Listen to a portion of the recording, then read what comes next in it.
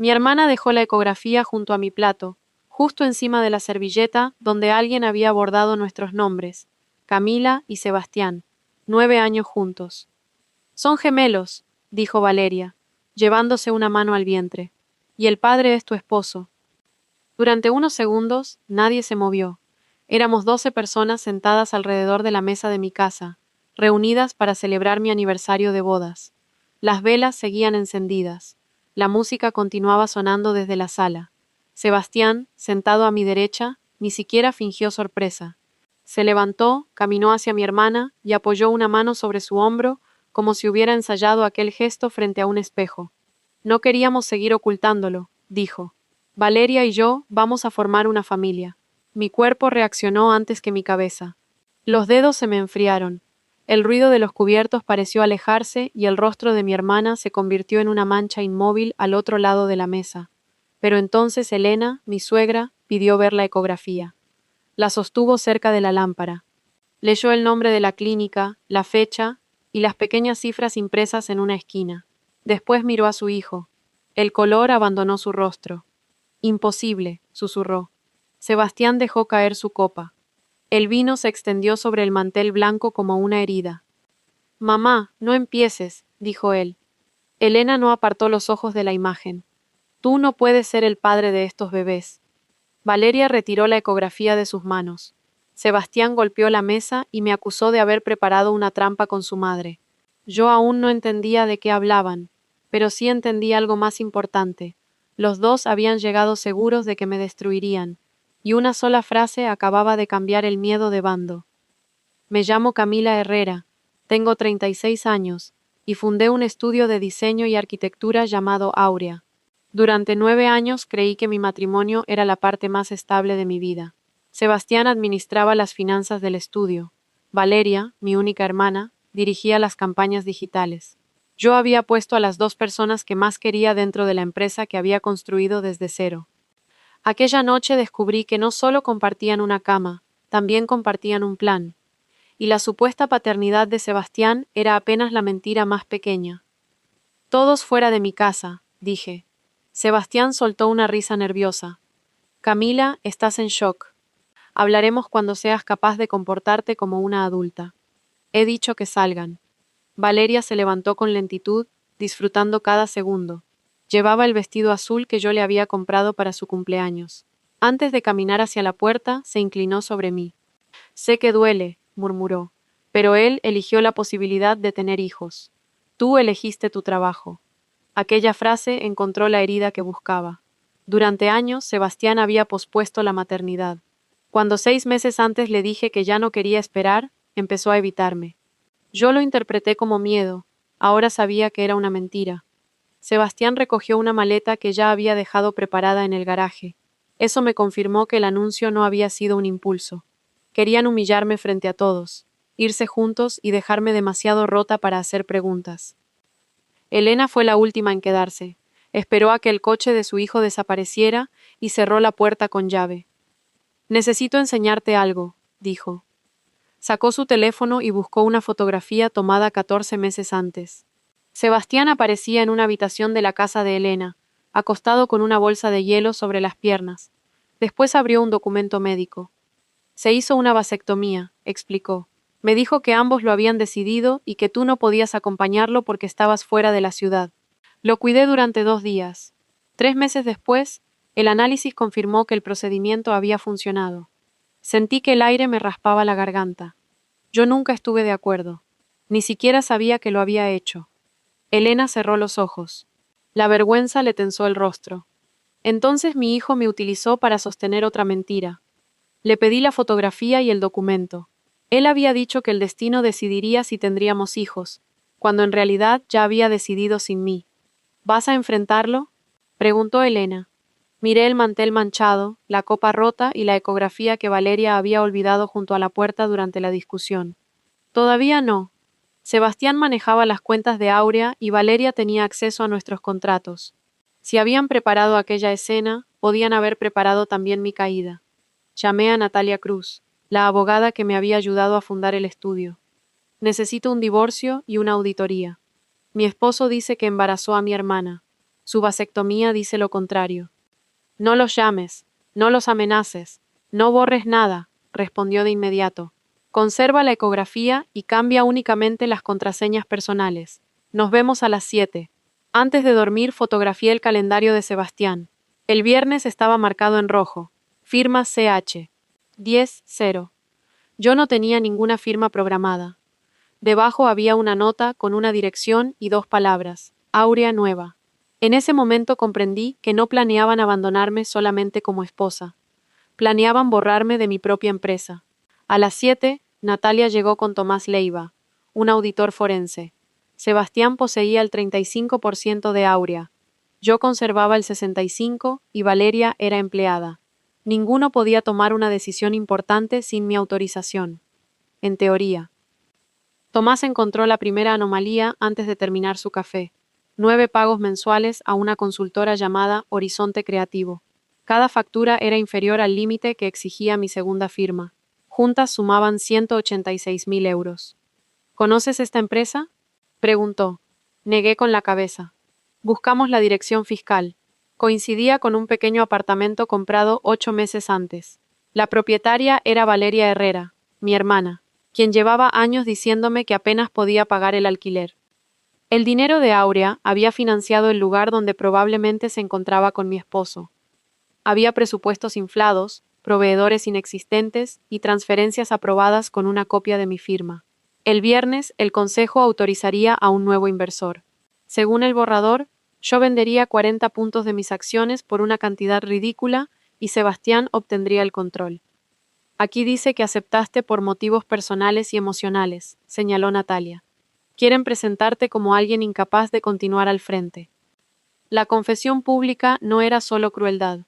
Querían testigos de mi supuesto colapso para justificar la venta. Mi teléfono vibró. Era un mensaje de Sebastián. Te enviaré un acuerdo sencillo. Si firmas rápido, la casa y una compensación serán tuyas. No hagamos más doloroso lo inevitable. 2 minutos después, Valeria escribió: Por favor, no conviertas a mis bebés en víctimas de tu resentimiento.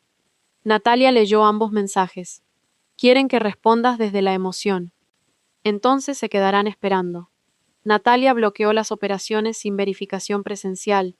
Tomás copió los registros y yo convoqué al consejo 30 minutos antes de la reunión de Sebastián. No cancelé su acceso todavía.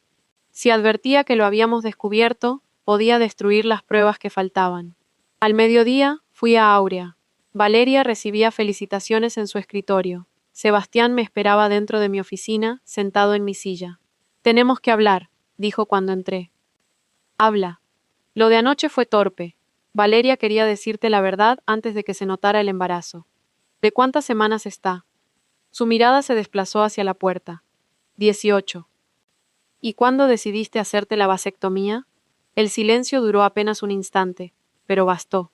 Sebastián recuperó la sonrisa que utilizaba con los clientes difíciles. El procedimiento falló. Pasa algunas veces. Elena conserva el análisis posterior. Mi madre no entiende documentos médicos. Fue enfermera quirúrgica durante 30 años. Por primera vez, la seguridad desapareció de su rostro.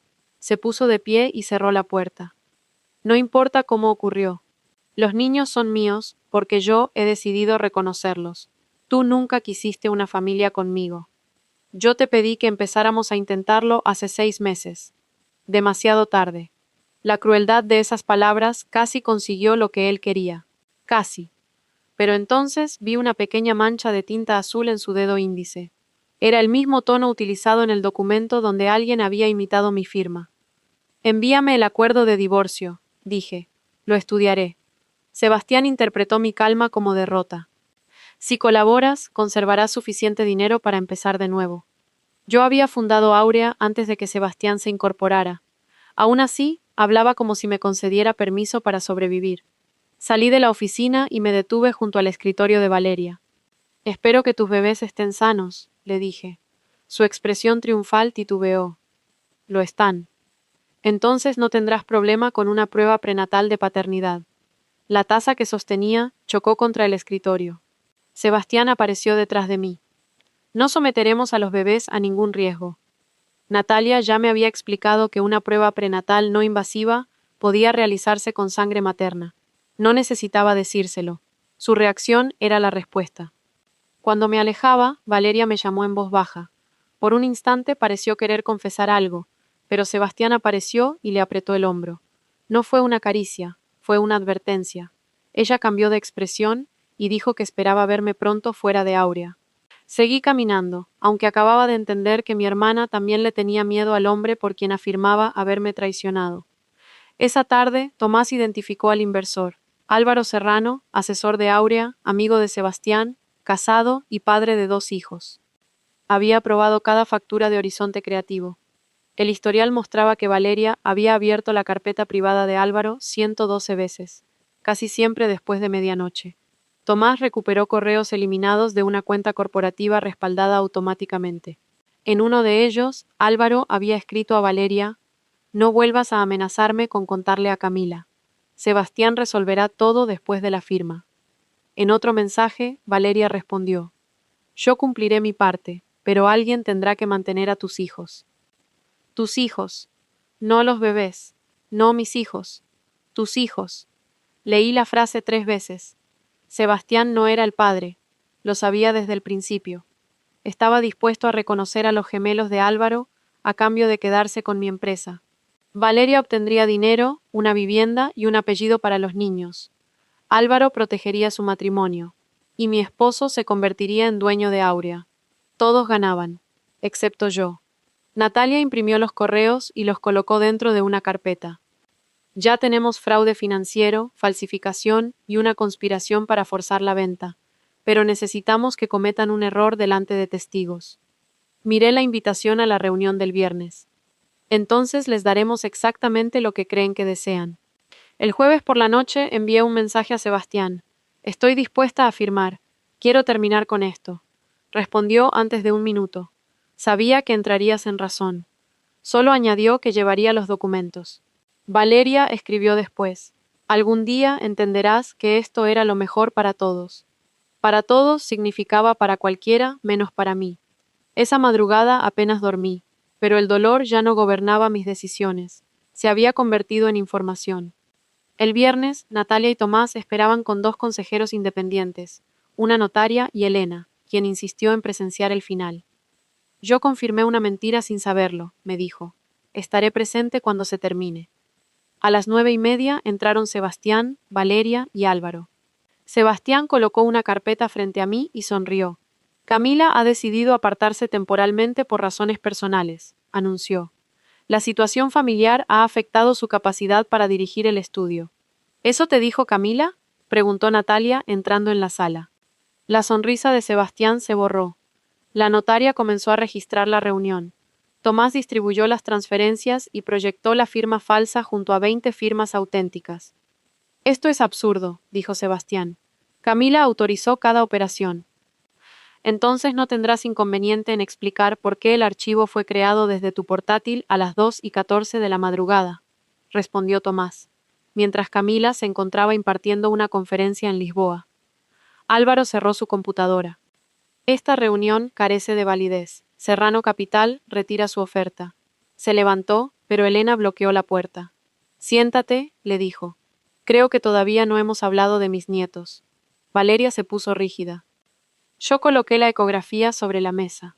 Sebastián asegura que es el padre. Sin embargo, un procedimiento médico confirmado hace 14 meses vuelve esa posibilidad extremadamente improbable. Aún así, está dispuesto a reconocer legalmente a los bebés. ¿Por qué? «Porque los amo», respondió Sebastián. «¿Cuándo fue la última cita médica?» «El martes». «¿En qué clínica?» Miró a Valeria. Ella respondió el nombre de la clínica impreso en la ecografía.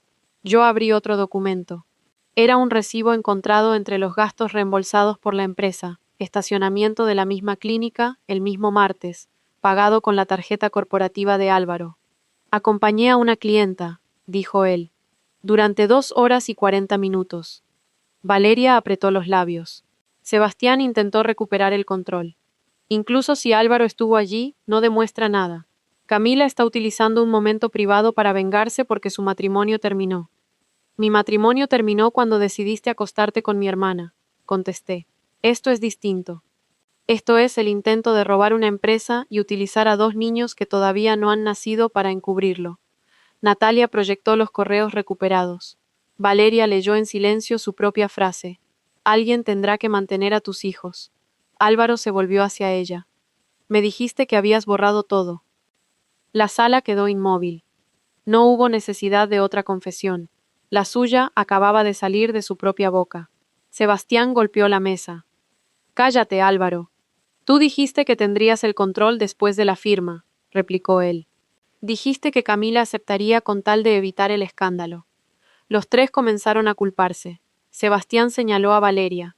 Ella afirmó que él la presionó, y Álvaro dijo que actuó bajo amenazas. La verdad completa era más miserable de lo que había imaginado. Valeria llevaba casi un año viéndose con Álvaro. Cuando quedó embarazada, le exigió que abandonara a su familia. Él se negó. Sebastián descubrió la relación al revisar unas reservas de hotel pagadas con la tarjeta de la empresa. En lugar de detener el fraude, vio una oportunidad. Le propuso a Valeria reconocer a los gemelos y presentarse como el hombre que la había elegido. A cambio, ella debía ayudarlo a convencerme de firmar una venta rápida. Álvaro financiaría la operación, perdonaría ciertas deudas personales de Sebastián y mantendría en secreto la paternidad. El anuncio del aniversario debía hacerme perder el control delante de testigos. ¿Por qué?, le pregunté a Sebastián. Si ya no me amabas, podías marcharte. ¿Por qué destruir también mi trabajo? Me miró con un resentimiento que parecía haber guardado durante años. Porque Áurea siempre fue tuya. Todos me presentaban como el esposo de Camila. Yo hice crecer esa empresa. La administraste, y después empezaste a vaciarla. Yo merecía más del 35%. Allí estaba la razón. No amor, no hijos, ni siquiera Valeria. Sebastián no soportaba que mi nombre apareciera antes que el suyo. El consejo suspendió a Sebastián y canceló la negociación. Natalia anunció la denuncia por falsificación y administración desleal. Valeria comenzó a llorar. Camila, por favor, dijo. Estoy embarazada. No puedes dejarme sin nada. Me pareció increíble escucharla. Había utilizado su embarazo como arma y ahora lo convertía en escudo. Los bebés no tienen la culpa, respondí. Por eso merecen nacer fuera de esta mentira. Pero tú sí eres responsable de lo que hiciste. Sebastián se acercó tanto que Natalia tuvo que interponerse. Vas a arrepentirte, me susurró. Ya me arrepentí durante 9 años de confiar en ti. No pienso regalarte el 10º. Salieron escoltados del edificio. Creí que aquella reunión sería el final. Me equivoqué. Esa misma noche, Valeria apareció sola en mi casa con una memoria USB y sangre en el borde de su vestido. Cuando abrí la puerta, Valeria estaba pálida y respiraba con dificultad. Por un instante desaparecieron la traición, los correos y la empresa. Solo vi a mi hermana embarazada y asustada. Llamé a una ambulancia. No, dijo, aferrándose a mi brazo. Solo fue un pequeño sangrado. El médico dijo que podía pasar. Necesito hablar contigo antes de que Sebastián me encuentre. La hice sentarse, pero no acepté quedarme sola con ella. Llamé a Elena y a Natalia. Mientras llegaban, Valeria dejó la memoria USB sobre la mesa. Aquí está todo, dijo. Contratos, audios, mensajes. Sebastián guardaba copias para chantajear a Álvaro cuando obtuviera el control de Áurea. Yo las copié esta tarde. Antes de entregársela a Natalia, hice una copia delante de Valeria y guardé el original en la caja fuerte. Sebastián había logrado que todos dependieran de su versión porque siempre controlaba la única prueba. Esa noche terminó esa ventaja. Si mi hermana volvía a mentir o si él entraba en la casa, la verdad sobreviviría en más de un lugar. ¿Por qué me las das ahora? Porque el plan cambió. Después de salir de la reunión, Sebastián la llevó al apartamento pagado con el dinero del estudio. Allí, le dijo que debía marcharse del país antes de que la justicia solicitara una prueba de paternidad. Quería que firmara una declaración asegurando que yo conocía la relación y que había aprobado las transferencias por celos y culpa. Le dije que no, continuó. Entonces respondió que, si yo hablaba, demostraría que fui quien creó Horizonte Creativo. Todo está a mi nombre, Camila. Las facturas, la cuenta, el apartamento. Él se aseguró de que yo pareciera la única responsable. Porque lo eres en parte. Valeria bajó la mirada. Sí, fue la primera palabra honesta que le escuché desde el aniversario. Elena llegó y exigió que fuéramos al hospital. Durante el trayecto, Valeria confesó que primero cargaron cenas y viajes a proyectos grandes, después compraron el apartamento. El embarazo convirtió aquellos robos en un plan desesperado. Sebastián decía que tú siempre ganabas, murmuró desde la camilla. La empresa, la casa, el respeto de la familia. Me hizo creer que esta era la primera vez que algo podía ser mío. Yo te di trabajo cuando no tenías experiencia. Pagué tus estudios. Te abrí mi casa. Lo sé. Y cada cosa que me dabas me recordaba que yo necesitaba que me salvaras. Mi hermana había convertido mi ayuda en una cuenta imaginaria que algún día debía cobrarse. Los médicos confirmaron que los gemelos estaban bien y que el sangrado no representaba un peligro inmediato. Mientras esperábamos los resultados, Sebastián apareció en el pasillo. Al verme, se detuvo. ¿Qué haces aquí? Lo que tú deberías estar haciendo, asegurarme de que los niños estén bien. Intentó entrar a la habitación, pero Valeria pidió que no lo dejaran pasar. Entonces su máscara se rompió. Golpeó la pared y dijo que ella estaba confundida, que yo la manipulaba. Un guardia de seguridad lo obligó a retirarse. Antes de irse, se volvió hacia mí. Si entregas esos archivos, destruirás a tu propia hermana. Su amenaza confirmó que la memoria contenía algo importante. Natalia revisó el contenido durante la madrugada. Había grabaciones de Sebastián hablando con Álvaro sobre la falsificación, documentos que mostraban el destino del dinero y mensajes donde planeaban describirme como emocionalmente inestable.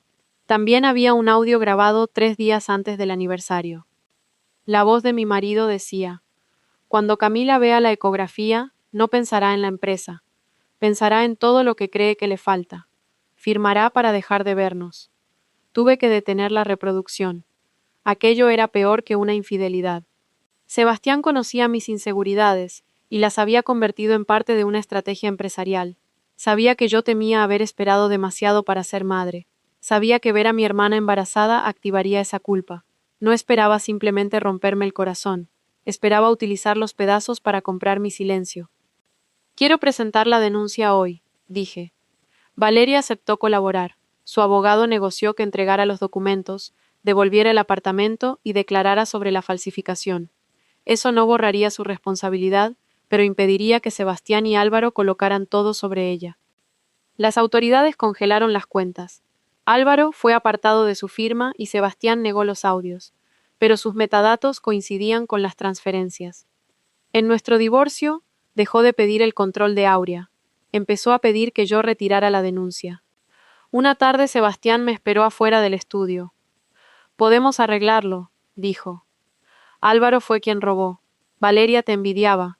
Yo solo cometí errores tratando de protegerlos. ¿También te hiciste la vasectomía para protegerlos? Apartó la mirada. Tenía miedo de ser padre. Podías habérmelo dicho. Habrías elegido tener un hijo sin mí. Sebastián prefería quitarme una elección antes que arriesgarse a que yo eligiera un futuro distinto al suyo. No retiraremos nada, respondí. Entonces 9 años no significaron nada para ti. Significaron demasiado. Por eso no permitiré que los conviertas en una excusa para robarme el 10º. Entré al edificio sin volverme. 3 semanas después nacieron los gemelos antes de tiempo. Valeria me llamó desde el hospital. No pidió dinero ni perdón. Solo dijo que tenía miedo y que no sabía a quién más llamar. Fui. No por ella. Fui porque los niños nunca habían participado en el plan que llevaba sus nombres. Los gemelos se llamaron Mateo y Luna. Eran diminutos, furiosos y completamente inocentes. Una prueba de ADN confirmó lo que ya sabíamos. Álvaro era su padre. Él intentó impugnar el resultado, después negoció discretamente una manutención. Sebastián no volvió a preguntar por ellos. Valeria y yo no recuperamos nuestra relación, al menos no como era antes. Durante años yo había confundido perdonar con restaurar. Pensaba que, si comprendía las heridas de alguien, debía permitirle regresar al mismo lugar desde donde me había lastimado. Esta vez entendí la diferencia. Podía asegurarme de que mis sobrinos recibieran atención médica sin darle a Valeria una llave de mi casa. Podía escucharla decir que lo lamentaba sin fingir que confiaba en ella. Podía desearle una vida mejor y aún así mantenerla lejos de mi empresa. Elena visitaba a los bebés cada semana. No eran sus nietos biológicos, pero decía que la biología era una pésima brújula para decidir a quién cuidar. Nuestra relación sobrevivió al divorcio. El proceso legal tardó casi un año. Sebastián y Álvaro aceptaron restituir el dinero. Valeria recibió una sanción menor por colaborar. El apartamento se vendió y los fondos regresaron a Aurea. Su caída ocurrió en documentos y reuniones. Cada firma auténtica anuló una falsa y cada euro recuperado devolvió una parte de mi nombre. Me negué a vender Aurea. Protegimos los empleos, contratamos una directora financiera externa y dividimos las autorizaciones. Aprendí que la confianza sana no exige ceguera. Un año después del aniversario que destruyó mi matrimonio, celebramos la apertura de nuestra oficina en Valencia. Frente a la entrada colocamos una placa pequeña con una frase: diseñar también es decidir qué no volverá a sostenerte. No mencionaba a Sebastián, a Valeria ni a Álvaro. Mi nueva vida no necesitaba sus nombres para tener significado. Esa noche encontré una carta de Sebastián bajo la puerta del hotel. Preguntaba si alguna parte de nuestro matrimonio había sido real. Mis sentimientos lo habían sido, pero eso no lo autorizaba a ocupar mi futuro. No respondí. Meses después, Valeria llevó a los gemelos a un parque cerca de mi oficina. Caminamos manteniendo una distancia extraña, como dos personas que comparten una infancia pero ya no una confianza. Se detuvo junto a un banco. Sé que nunca volveremos a ser las mismas, dijo. No deberíamos. ¿Crees que algún día podrás perdonarme? Miré a Mateo dormido en el cochecito y a Luna intentando atrapar la luz entre las hojas. Perdonarte no significa entregarte otra oportunidad de hacer lo mismo. Quizá algún día recuerde esto sin rabia. Eso será suficiente para mí. Valeria asintió. Por primera vez, no intentó negociar mi límite.